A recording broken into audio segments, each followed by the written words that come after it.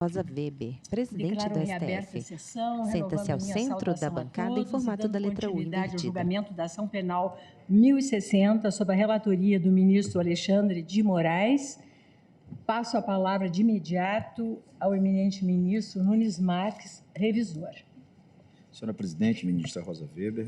O ministro Carmen Nunes Lúcia, Marques senta-se à direita na senhores bancada. ministros, doutor Carlos Frederico, subprocurador-geral da República, Tem pele morena, senhores servidores, senhores advogados, clara, demais presentes, meu boa tarde a cabelos todos. castanhos, Antes de mais nada, senhora presidente, quero veste toga preta sobre cumprimentar terno o azul eminente marinho, relator pelo camisa branca e percussiente gravata relatório, preta pelo trabalho estampada. desenvolvido, não só nessa, como em várias ações penais do mesmo JAES.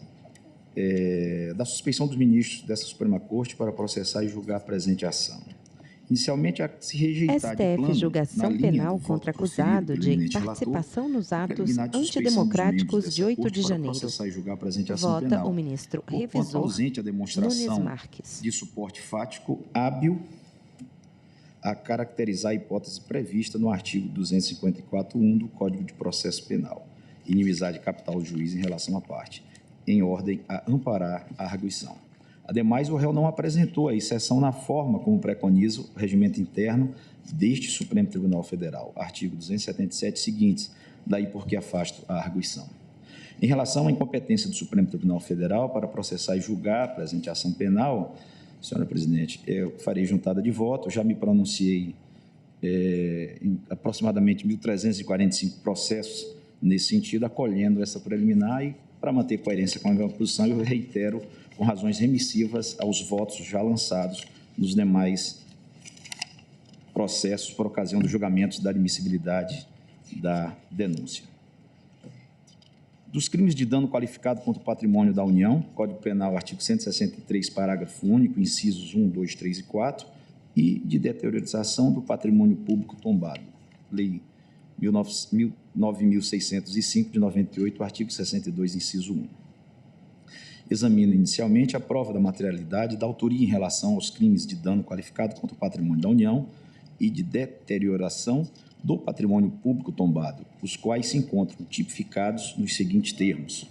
Código Penal, dano, artigo 173, destruir, inutilizar ou deteriorar coisa alheia, pena, detenção de 1 a 6 meses ou multa. Dano qualificado, se o crime é cometido com violência à pessoa ou grave ameaça, com emprego de substância inflamável explosiva, se o fato não constitui crime mais grave. Contra o patrimônio da União, de Estado, do Distrito Federal, de município ou de autarquia, fundação pública, empresa pública, sociedade de economia mista ou empresa concessionária de serviços públicos, por motivo egoístico ou com prejuízo considerável para a vítima. Pena, detenção de 6 meses a 3 anos e multa, além da pena correspondente à violência. A Lei 9.605, de 98, no seu artigo 62, preconiza destruir, inutilizar ou deteriorar. 1. Bem especialmente protegido por lei, ato administrativo, decisão judicial. 2. Arquivo, registro, museu, biblioteca, pinacoteca, instalação científica ou similar protegido por lei, ato administrativo, decisão judicial. Pena reclusão de 1 a 3 anos e multa. Parágrafo único. Se o crime for culposo, a pena é de 6 meses a 1 ano de detenção sem prejuízo da multa. Pois bem, no que concerne aos crimes de dano e de deteriorização de patrimônio público tombado, a prova da materialidade se encontra produzida conforme demonstra os documentos que instruem o presente feito, a saber: 1.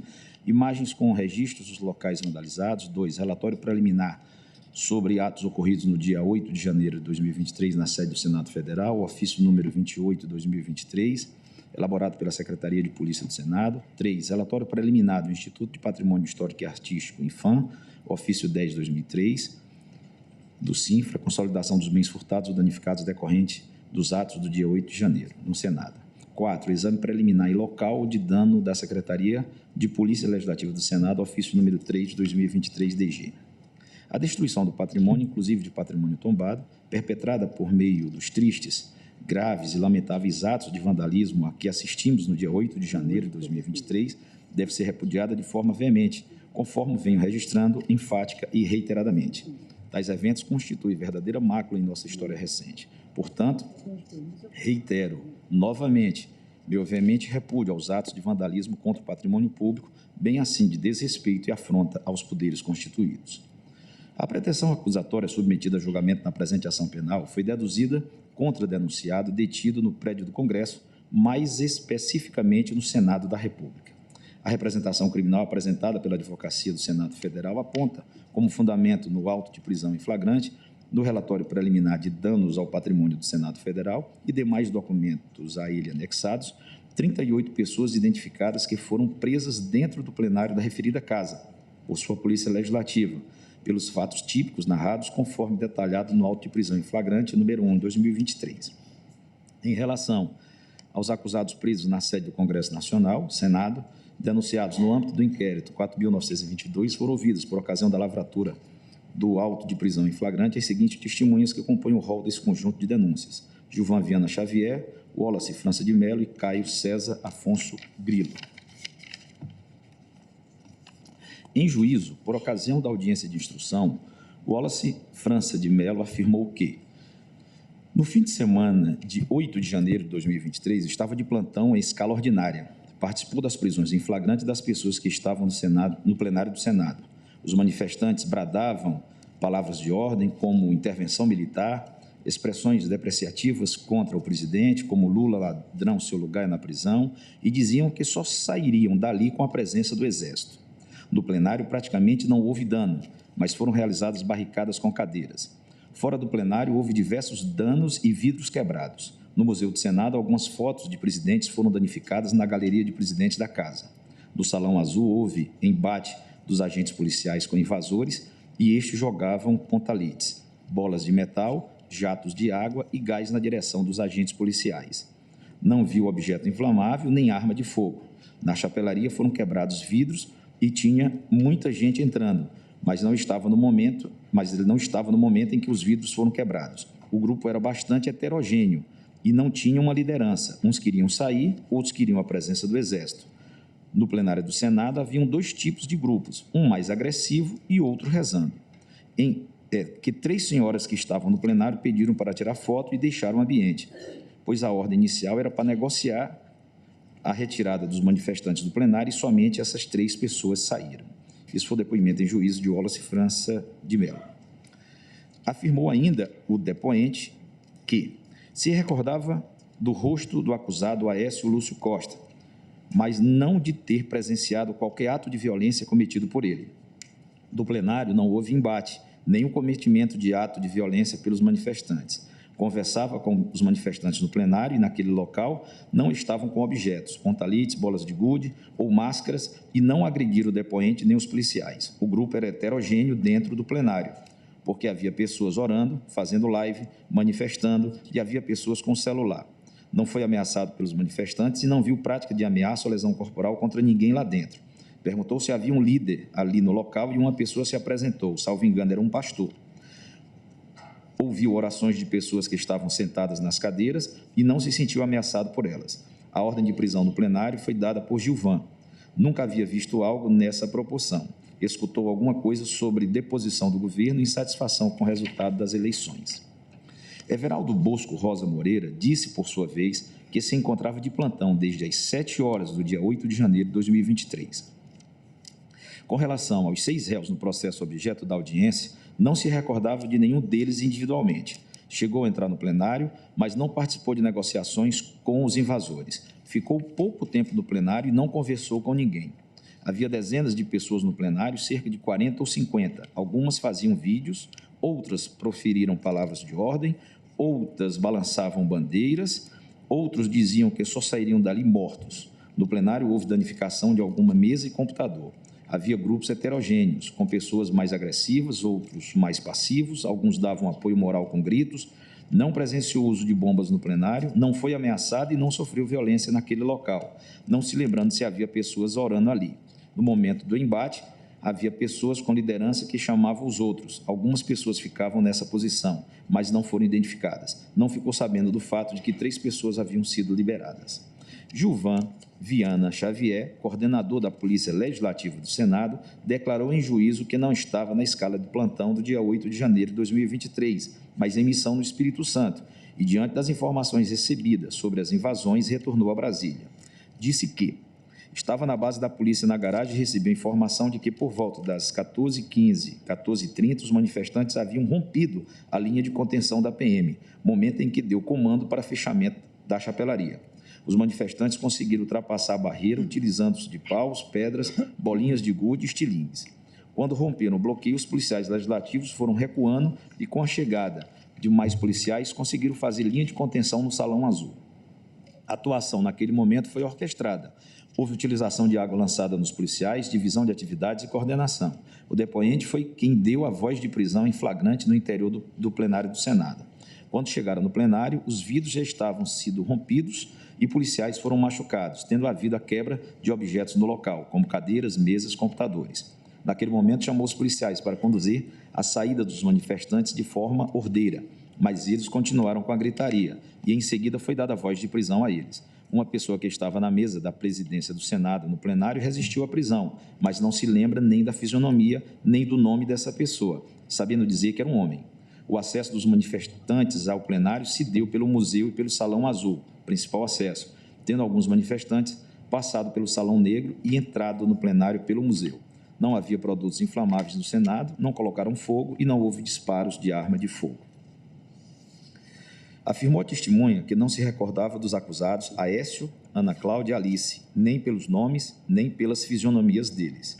Em momento seguinte, ao ser indagado se esses acusados foram identificados entre aqueles que praticaram algum ato de violência, a testemunha, realizando uma inferência, respondeu que, se estavam dentro do plenário, sim, agora não me recordo da fisionomia deles. Declarou mais que não se recordava se os referidos réus portavam armas brancas.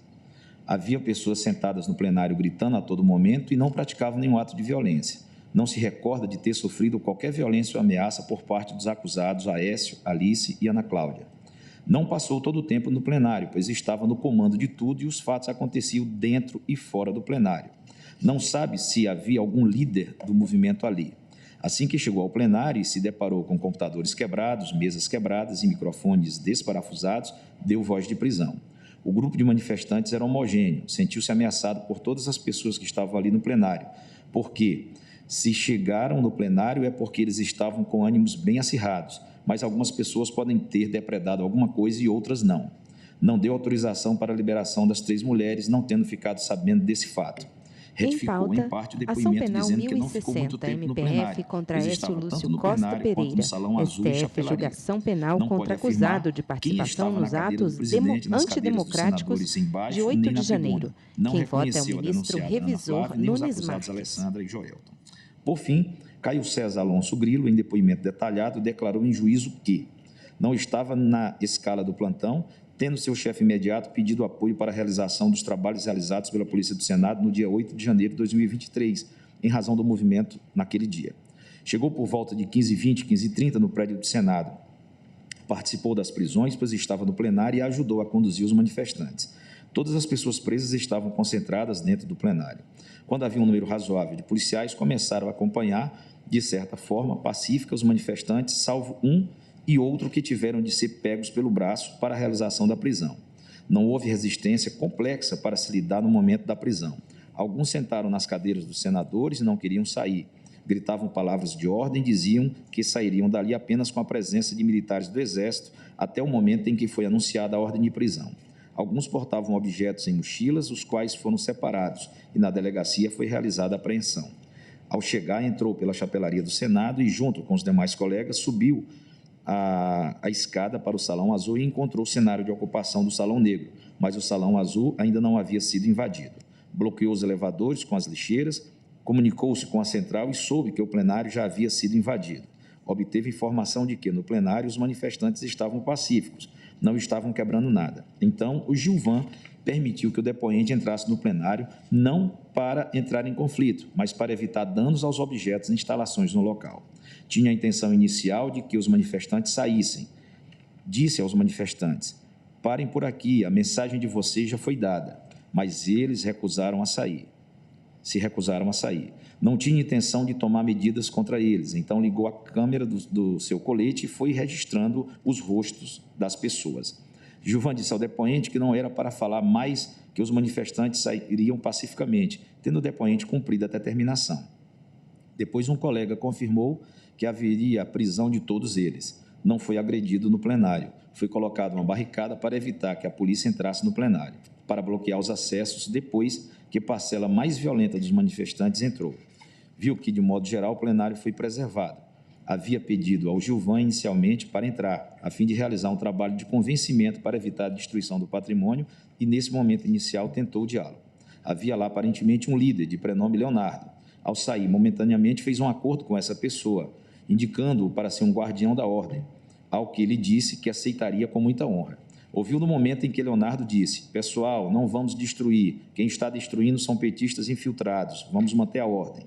Para o depoente, essa pessoa poderia exercer liderança e ajudar a segurança a segurar a parcela mais violenta dos manifestantes que quisessem destruir. Houve um segundo momento em que entraram pessoas mais agressivas e o depoente teve que sair do plenário momentaneamente. Não se lembra dos rostos das pessoas, pois é difícil. Não sabe precisar quem entrou no primeiro e no segundo momento, porque depois as pessoas se misturaram, de modo que, quando retornou ao plenário, não sabia dizer quem estava antes, quem entrou destruindo e quem entrou pacificamente. Muitos deles estavam com camisetas verde e amarelo. No primeiro momento, estava com a policial Isabela e depois chegou o Márcio Maciel, não se lembrando de todos os policiais que estavam no plenário. Wallace e Gilvan estavam com o depoente. Os policiais tinham inicialmente um protocolo de convencer os manifestantes a deixar o local, mas o coordenador-geral avisou que não estavam mais negociando para ninguém ir embora e que todos ali seriam presos. Esperaram o momento certo, o momento da ordem, para a realização das prisões. Chegou a haver uma criança no plenário. Havia pessoas sentadas nas cadeiras, algumas mexiam no celular, algumas faziam live, outros conversavam entre si. Havia grupos pacíficos, mas que se negavam a sair. Ouviu oração após as prisões, mas não se recordava se havia orações no plenário. Quando deixou pela primeira vez o plenário, a pessoa que ficou como guardiã do local disse que não era para destruir o plenário, ou seja, houve uma pessoa pedindo para não depredarem. Tirou foto com um manifestante que mostrou admiração pela polícia. A foto foi tirada para angariar a admiração das pessoas e para evitar danos às instalações. Chegaram a liberar manifestantes, pois a intenção inicial era que saíssem pacificamente. As pessoas, em geral, haviam sido convidadas a sair, tendo o depoente dito inicialmente: pessoal, vocês já passaram a mensagem de vocês já estão em todos os jornais do mundo, já não há mais o que fazer. Mas houve uma parte dos manifestantes que se recusou a sair do plenário. Não houve ação no sentido de ludibriar os manifestantes para a realização posterior da prisão. O depoente e nenhum outro policial foi agredido no plenário. Liberou parte das imagens e fotos de todos os invasores para identificação das pessoas. Entre os acusados nos processos abrangidos pela audiência, conhecia apenas a Flávia, em razão da creche da mãe desta, já tendo feito, inclusive, doação à referida creche. Flávia ficou envergonhada ao ser reconhecida pelo depoente e estava no plenário sentada. Não deu para saber se Flávia foi agredida ou não, se gritou ou não palavras de ordem, se destruiu ou não alguma coisa. Houve pessoas que foram liberadas no primeiro momento em que realizado o trabalho de convencimento. O plenário estava cheio de invasores. Deve ter saído cerca de 3 ou 4 invasores. Lembra-se de que estava com Gilvan no momento em que os manifestantes pretendiam invadir o prédio na área do Salão Azul. Depois lembra-se do Gilvan a partir do terceiro momento no plenário, onde ele com certeza estava. Havia grupos que queriam apenas ocupar o espaço e que não iriam destruir objetos, isto é, estavam sentados e só queriam estar ali. Ao ser interrogado em juízo, o acusado Aécio Lúcio Costa Pereira disse que havia saído de férias do trabalho e veio para Brasília para visitar um parente e para participar da manifestação de forma pacífica. Pagou Em pelas suas pauta, passagens ação de penal ônibus, chegou por volta de 1060, 15, 15 MPF 30 na contra Praça dos Aécio Três Lúcio Poderes, Costa Pereira. veio do quartel-general para a STF, esplanada a julgação pé penal e contra passou por acusado revista de participação policial. nos Na sua atos mochila carregava antidemocráticos apenas de roupa. 8 de Não havia janeiro. bloqueio policial Vota ao em frente ministro ao Congresso revisor Nacional Nunes impedindo a entrada. Marques. Havia um bloqueio antes, mas já havia sido derrubado e já havia tudo aberto. Estava apenas com sua bolsa e garrafa de água, sem qualquer arma. Ao chegar no prédio do Congresso, já estava tudo aberto. Entrou para fazer algumas fotos lá dentro. Ficou sentado em uma cadeira onde havia uma mesa com microfone. Perguntou a um dos agentes policiais se podia sair e foi ordenado que ficasse dentro do plenário porque seria mais seguro. Então voltou para o plenário. Ao chegar, foi direto para o plenário do Senado porque já havia tudo aberto. Já estava tudo aberto, com pessoas entrando e saindo dali. Estava sentado o tempo todo em uma das cadeiras com mesa e microfone. A única coisa que fez foi participar de um movimento em prol da liberdade. Não depredou nenhum bem público, não foi machucado, não conhecia ninguém que iria depredar nenhum bem e não usou máscara. O policial Gilvan foi quem disse ao depoente para permanecer dentro do Senado porque era mais seguro. Um dos agentes policiais disse que o depoente e as demais pessoas que estavam no plenário seriam conduzidas para fora do prédio pelo estacionamento porque era mais seguro. Posteriormente, porém, foram conduzidas ao local em que se deu a prisão, seguida da apreensão de celulares e demais objetos. Descobriu que foi preso por volta da meia-noite do dia 8 de janeiro de 2023. Foi a Brasília para participar por uma manifestação pelo Brasil. Sua esposa e filhos estão sendo ajudados por vizinhos. Não quebrou nada, não utilizou de violência e disse para as pessoas não quebrarem. Todavia, embora o acusado tenha negado a prática dos delitos, as fotos e os vídeos por ele postados, por meio de seu aparelho de telefone celular em áudio e texto, valorados em conjunto indissociável com a prova testemunhal, demonstram, no contexto da criminalidade em concurso de pessoas ali verificada, que ele aderiu aos manifestantes que ingressaram mediante violência no prédio do Congresso, concorrendo assim para os danos e a deterioração do patrimônio tombado nas instalações do Congresso Nacional. Nessa perspectiva, tais vídeos, a teor das manifestações do acusado e o uso ostensivo da camiseta, sustentando intervenção militar, evidenciou a prática de conduta a ele imputada, que consistiu em concorrer para a prática dos atos de vandalismo, de modo a caracterizar o crime previsto no artigo 163, parágrafo único, incisos 1, 2, 3 e 4 do Código Penal. Com efeito, em vídeo gravado pelo próprio acusado, em que, usando uma camiseta com a frase Intervenção Militar Federal, ele diz: amigos da Sabesp, quem não acreditou, tamo aqui. Quem não acreditou, estou aqui por vocês também, porra. Olha onde estou, na mesa do presidente. Vale destacar ainda a transcrição de outro vídeo postado pelo acusado. Abro aspas. Gente, estamos aqui na rampa. Eu e meu amigo Leco aqui. Estava chorando porque a mulher não está aqui. Gustavo, Lu, Glauber, deu até branca aqui. Garielzinho, Nathalie, Alexandre, mãe, meus irmãos, meus primos. Gente, subimos a rampa. Gente, Supremo é o povo. Quem manda no Brasil é o povo. E está chegando mais. Olha que coisa linda. Olha o gramado, gente. Supremo é o povo. Supremo é o povo. Supremo é o povo. Caramba, os caras cagam tanto no Brasil que eu acho que vou cagar lá dentro do Senado. Estou nem aí, não. Tenho um espelho d'água lá, vou nadar lá. Aquilo lá é meu, vou nadar lá. Fecho aspas.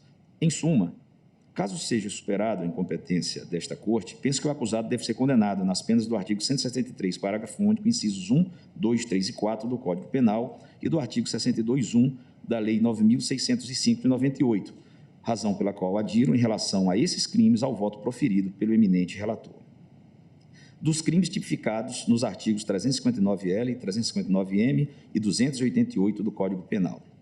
Os autos não reuniram elementos de convicção suficientes para imposição de um decreto condenatório pela prática dos crimes tipificados nos artigos 359-L, 359-M e 288 do Código Penal.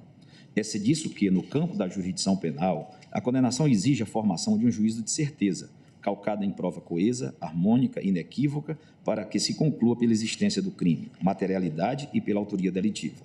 A verificação dessa certeza submete-se necessariamente às regras atinentes à produção e ao ônus da prova, as quais devem ser interpretadas e aplicadas em consonância com o princípio constitucional da presunção de não culpabilidade do réu. A propósito, leciona Luigi Ferrajoli em sua tese Cognitivismo ou Decisionismo. Diferentemente de outros tipos de investigação, a composição jurisdicional, sem dúvida, é obrigatória e deve ser concluída em algum momento. Assim, pois, se o dilema não é resolúvel, prevalece a hipótese mais favorável ao acusado, graças a uma regra jurídica sobre as condições de aceitabilidade da verdade processual. Ademais, cada uma das hipóteses fáticas formuladas no processo pode ser desmentida por uma prova ulterior incompatível com aquelas, só até que, conforme outra regra jurídica, não intervenha a presunção legal de verdade da coisa julgada. Colaciona em face de sua pertinência o escolho do jurista Nicola Framarino dei Malatesta. É importante ainda observar que o fim supremo do processo judiciário penal é a verificação do delito, em sua individualidade subjetiva e objetiva. Todo o processo penal, no que respeita ao conjunto das provas, só tem importância do ponto de vista da certeza do delito, alcançada ou não. Qualquer juízo não pode resolver senão uma condenação ou absolvição, e é precisamente a certeza conquistada de delito que legitima a condenação, como é a dúvida ou, de outra forma, a não conquistada certeza do delito que obriga à absolvição. O objeto principal da crítica criminal é, portanto, indagar como, da prova, pode legitimamente nascer a certeza do delito. O objetivo principal de suas investigações é, em outros termos, o estudo das provas de certeza. Salienta ainda Márcio Augusto Frigo de Carvalho que, mesmo nos crimes multitudinários, ao acusado remanesce o ônus da prova da conduta a lesar ou expor a risco, a lesão, o bem jurídico protegido. Pois bem, no que concerne ao crime previsto no artigo 359-L do Código Penal, a conduta tipificada consiste em tentar, com emprego de violência ou grave ameaça, abolir o Estado democrático de direito, impedindo ou restringindo o exercício dos poderes constitucionais. A tentativa, tipificada no Código, se caracteriza pela busca, sem êxito, de atingir o objetivo da abolição, eliminação ou supressão do Estado democrático de direito. O meio empregado é a prática de violência, força física ou grave ameaça, coação moral ou intimidação grave contra a pessoa. E para alcançar a finalidade a que se refere o tipo penal, abolição do Estado de Direito, o agente deve atuar de forma a impedir, impossibilitar ou obstar ou a restringir, cessar, limitar o exercício dos poderes constitucionais. O Estado democrático de direito é aquele que apresenta como estrutura um ordenamento jurídico garantidor dos direitos e liberdades fundamentais, de modo que governantes e governados, sem qualquer distinção, se encontrem submetidos a esse ordenamento. Esse é, em apertada síntese, o bem jurídico tutelado penalmente. O tipo penal do artigo 359-L do Código Penal resulta de uma tentativa de junção de dois crimes distintos, previstos nos artigos 17 e 18 da revogada Lei de Segurança Nacional. Verbes, artigo 17, tentar mudar com emprego de violência ou grave ameaça a ordem, o regime vigente ou o Estado de Direito. Artigo 18, tentar impedir com emprego de violência ou grave ameaça o livre exercício de qualquer dos poderes da União ou dos Estados. Como se vê, resulta dessa fusão dos tipos penais o nítido fechamento do tipo previsto no artigo 359-L do Código Penal, em relação àqueles bem mais abertos dos artigos 17 e 18 da revogada Lei de Segurança Nacional. Seria factível, inclusive, sob a égide da revogada Lei de Segurança Nacional, a possibilidade de condenação do acusado no crime previsto no seu artigo 18, na medida em que exigiu o legislador, à época, como elementar do tipo, tão somente a tentativa de impedir, com emprego de violência ou grave ameaça, o livre exercício de qualquer dos poderes da União. No entanto, com o advento da Lei 14.197 de 2021, operado o fechamento do tipo, torna-se necessário para a caracterização do crime em análise, que é o 359-L do Código Penal, que a conduta praticada pelo autor de fato tenha, ao menos, o potencial de produzir no plano concreto o resultado pretendido, ainda que não venha a ocorrer, uma vez que o verbo núcleo do tipo é tentar abolir o Estado democrático de direito. Com isso, embora não ocorra a abolição do Estado de direito, que poderia se consumar em regra por força de um verdadeiro golpe de Estado ou de uma revolução, é necessário, conforme exige a norma penal, que um dos poderes da República, em razão de violência ou grave ameaça, seja impedido ou tenha restringido o regular exercício de suas atribuições em intensidade suficiente para abolir o Estado democrático de direito. Os conceitos de grave ameaça e violência aparecem com frequência no direito penal positivo, como, por exemplo, nos crimes de constrangimento ilegal e extorsão. A potencialidade lesiva do crime exame consiste na tentativa de abolição de um Estado de direito. É tamanha que parte da doutrina chega a sustentar que o sujeito ativo do delito, em uma democracia consolidada como a brasileira, só poderia ser, em tese, as próprias Forças Armadas, hipótese de crime de mão própria, embora, na atualidade, não apresentem qualquer sintonia possível de se ter, ou no futuro vir a ter, tamanha pretensão antidemocrática. Daí ser indissociável para a adequação da conduta ao tipo penal que haja violência contra a pessoa, notadamente contra os representantes dos poderes ou contra aqueles que exercem as atividades meio vinculadas às funções dos poderes constituídos, ou grave ameaça também contra a pessoa, com aptidão intimidatória, bem assim que a conduta delituosa tenha potencial lesivo de colocar em risco o Estado democrático de direito, isto é, de causar verdadeira ruptura institucional antidemocrática.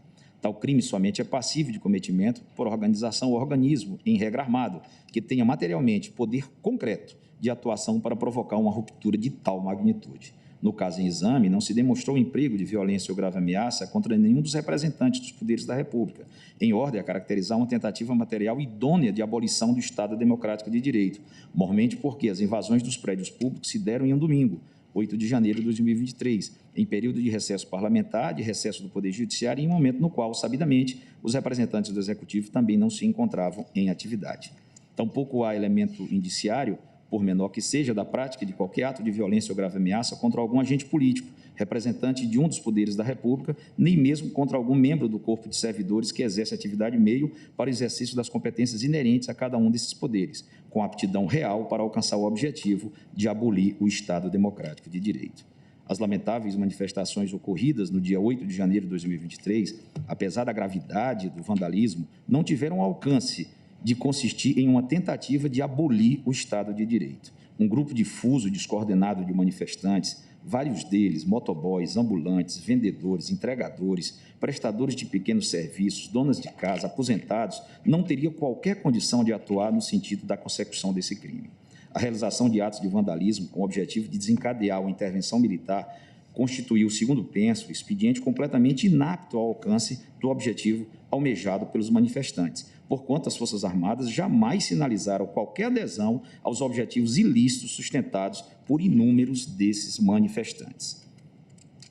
A propósito, consigno em depoimento prestado em juízo, nas ações penais 1502 e 1505, o major do Exército, José Natali, declarou, nas respostas às perguntas formuladas pelo Ministério Público, ter dito aos manifestantes que ingressaram no Palácio do Planalto, expressando a postura adotada pelas Forças Armadas ao longo de todo o período em que muitos deles permaneceram acampados em frente ao quartel-general que, abro aspas, o Exército exerce uma função de Estado e não vai apoiar nenhum nem outro, não é órgão de governo, fecho aspas. A verdade é que a depredação dos prédios, que são sede dos poderes da República, em nenhum momento chegou a ameaçar a autoridade dos dignatários de cada um dos poderes, tampouco o Estado democrático de direito, que se encontra há muito consolidado em nosso país desde a Constituição de 1988.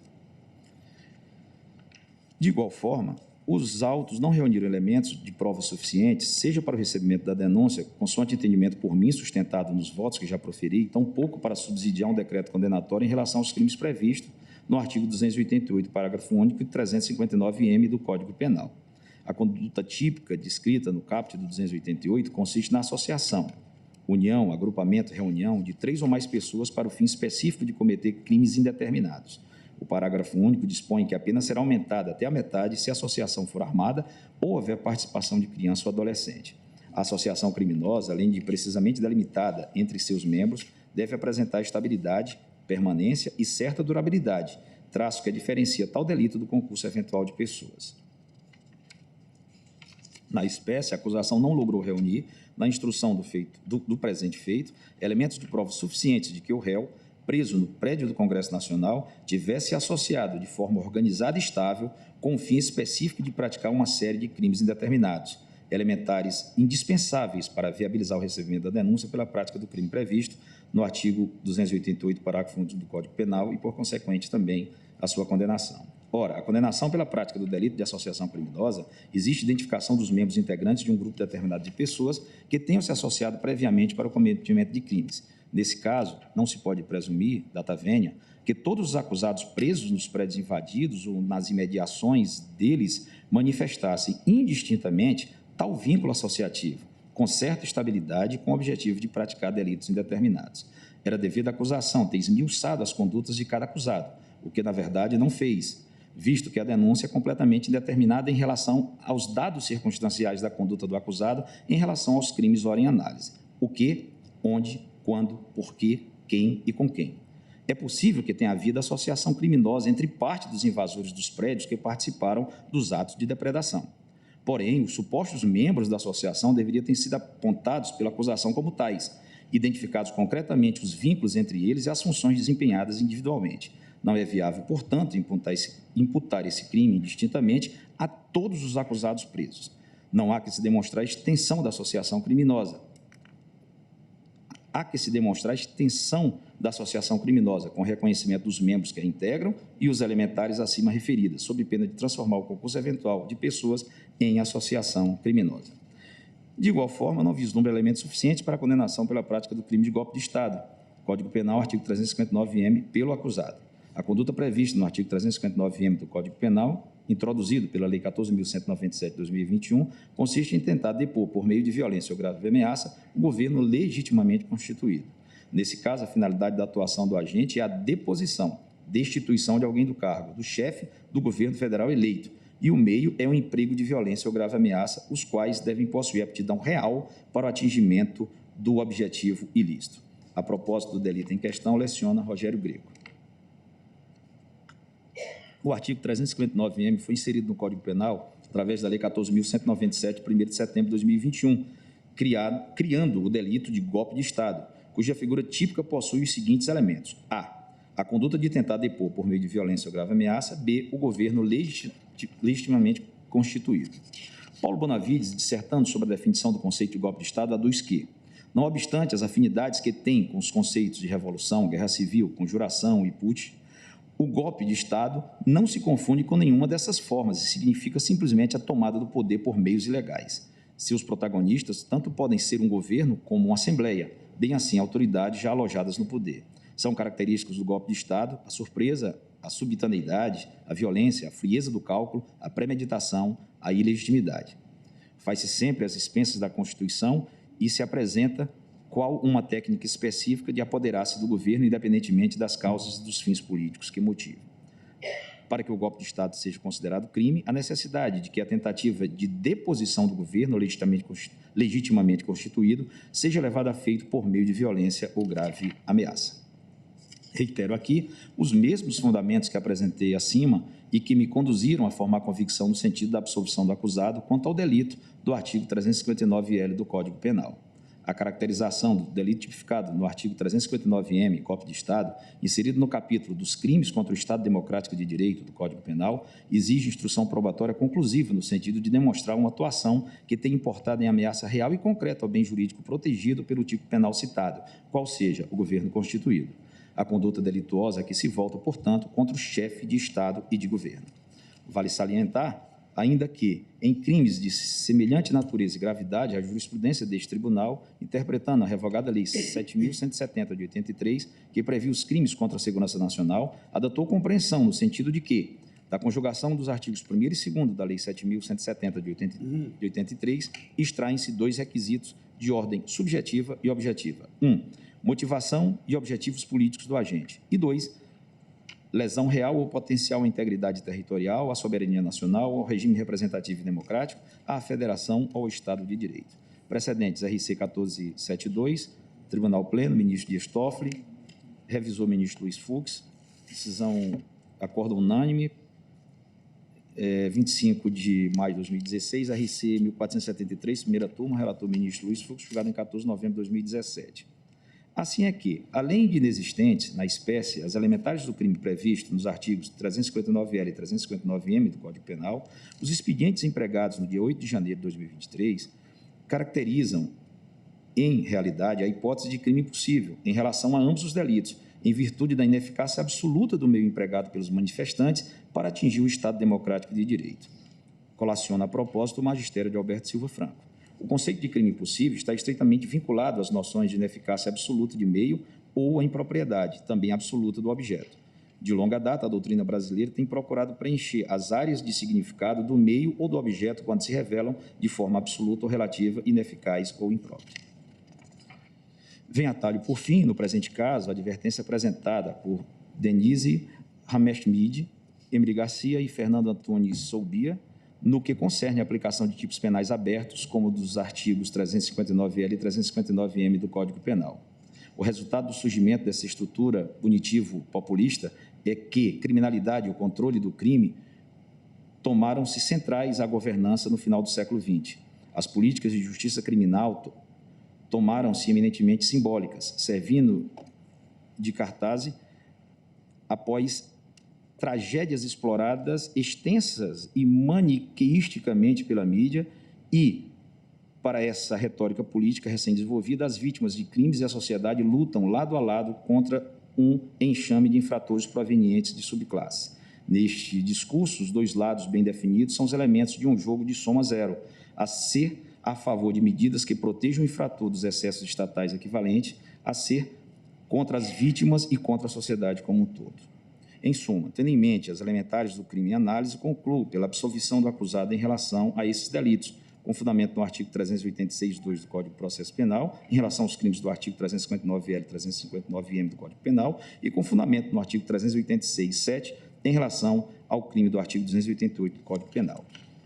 Dessa forma, senhora presidente, concluo. Do exposto, com o mais absoluto respeito ao voto apresentado pelo eminente relator e àqueles que o acompanham, peço venha para divergir em parte de sua excelência e votar no sentido de, caso superada a incompetência dessa Corte, 1. Absolver o acusado dos crimes previstos nos artigos 288, 359-L e 359-M do Código Penal, com fundamento no artigo 386-2 do Código de Processo Penal, em relação aos crimes do artigo 359-L e 359-M do Código Penal, e com fundamento no artigo 386-7, em relação ao crime do artigo 288 do Código Penal. 2. Condenar o acusado como incurso nas penas do artigo 163, parágrafo único, inciso 2, 3 e 4 do Código Penal e do artigo 62.1 da Lei 9.605 de 98. Assim como fez o eminente relator, senhora presidente, passo a dosimetria da pena.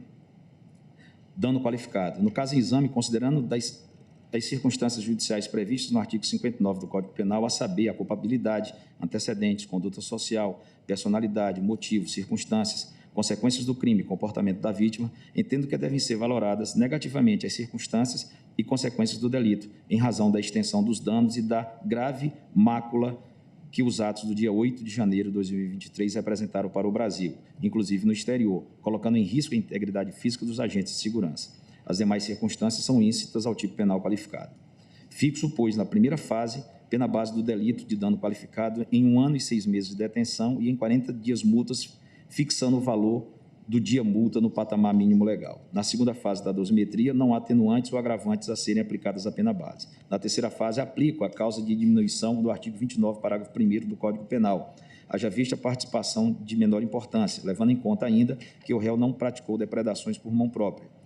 Com a diminuição de 1/6, fixo definitivamente a pena pelo crime de dano em 1 ano e 3 meses de detenção e 30 dias multa no valor unitário mínimo. Do delito do artigo 62, inciso 1 da Lei 9.606 de 98. Considerando as circunstâncias judiciais do artigo 59 do Código Penal e os fundamentos acima apresentados na dosimetria do delito do artigo 163, parágrafo único, incisos 1, 2, 3 e 4 do Código Penal, fixo a pena base do crime em 1 ano e 6 meses de reclusão e em 40 dias multa, fixando o valor do dia multa no patamar mínimo diante da situação econômica e financeira do réu. Na segunda fase da dosimetria, não incidem atenuantes ou agravantes a serem aplicados à pena base. Na terceira fase, com fundamento nas mesmas razões acima apresentadas, aplica a causa de diminuição do artigo 29, parágrafo 1º do Código Penal, em razão da participação de menor importância. Com diminuição de 1/6, a pena do delito de deteriorização de patrimônio tombado atinge o patamar final de 1 ano e 3 meses de reclusão e 30 dias multa.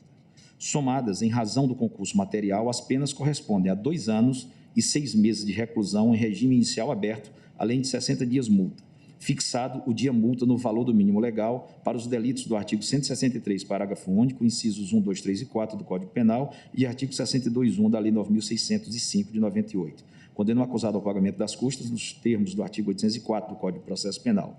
Após o trânsito em julgado, expressa-se a guia de execução definitiva, computando-se o tempo em que o acusado permaneceu preso provisoriamente e ofício para fins do artigo 15, 3 da Constituição. É como voto, senhora presidente. Agradeço ao ministro Nunes Marques. E, senhores ministros, senhora ministra, eu gostaria muito de dar continuidade ainda hoje a esse julgamento. Ocorre que, previamente, há bastante tempo, havia sido marcado um evento, às 18 horas, envolvendo os 5 tribunais superiores, todos de Brasília, que vêm aqui conosco participar de um lançamento.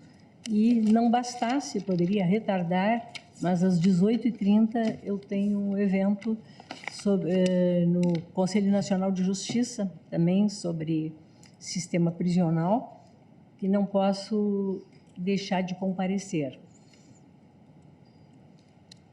Resta, por isso, fazer o lançamento do resultado provisório e amanhã darmos continuidade ao nosso julgamento com o voto dos demais ministros. Por isso, eu vou encarecer a Vossas Excelências que consigamos amanhã dar início à sessão às 9h30 da manhã. Mas proclamo, então, o resultado provisório, após o voto do eminente relator, rejeitando as preliminares, julgando procedente a ação penal para condenar o réu a pena de 17 anos, sendo 15 anos e 6 meses de reclusão, 1 ano e 6 meses de detenção e 100 dias multa, cada dia multa no valor de 1/3 do salário mínimo, como incurso nos 5 delitos, enfim, nos dispositivos todos aqui elencados pelo ministro Alexandre, fixando o regime fechado para o início do cumprimento da pena e nos termos do voto proferido, né, que já está aqui com a senhora secretária para pegar todo o detalhamento, e do voto do revisor com divergência parcial, em que acolheu a preliminar de incompetência do Supremo Tribunal Federal, rejeitou as demais e julgou procedente, em parte, a ação penal, condenando o réu como incurso nos artigos 163, parágrafo único, 1, 2, 3 e 4. O 1 também, né? O inciso 1, né, ministro Nunes Marques? O inciso 1, Vossa Excelência, eu ouvi só o 2, 3 e 4, mas 163, parágrafo único, 1, 2, 3 e 4. É isso, né? E o artigo 62, 1, né? Também nos termos do voto proferido, além das penas por óbvio de multa, absolveu quanto aos demais, fixou regime aberto para o início do cumprimento da pena, também nos exatos termos do voto que acabou de proferir, foi suspenso o julgamento, para ter continuidade amanhã. Agradeço a presença de todos, desejo uma ótima noite, declaro encerrada a sessão.